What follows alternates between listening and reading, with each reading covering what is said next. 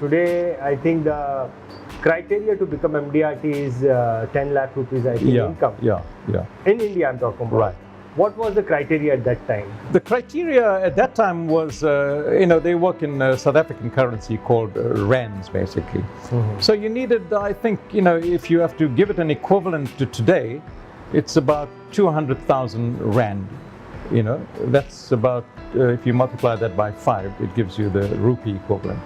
But I can't even remember the exact figure at that time, but whatever that figure was, I was determined to get it, right? Because the percentage of people that basically applied for and became members was not more than 2% of all financial advisors around the world.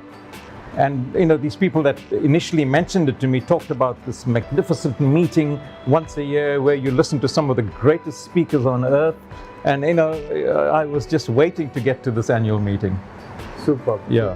So how is the market in Africa, South Africa, insurance market at that time and even today also? Well, at that time it was quite a vibrant market. South Africa is quite an advanced country when it comes to life insurance product development and so forth.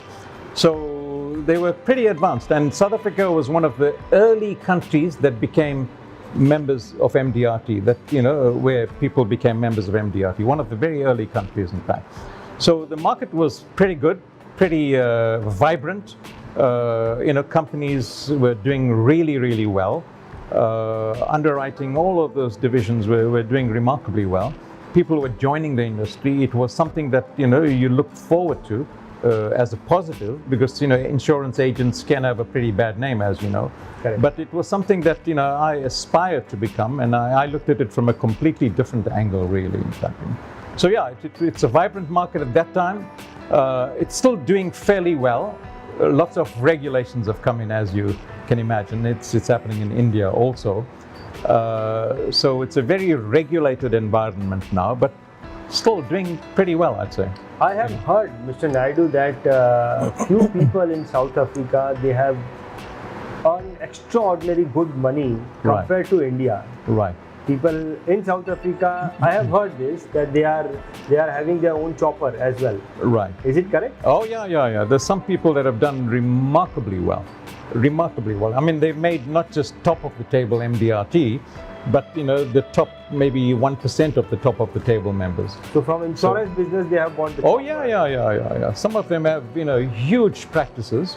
There could be brokers, where they're completely independent. They market many different companies, or top agents with individual companies.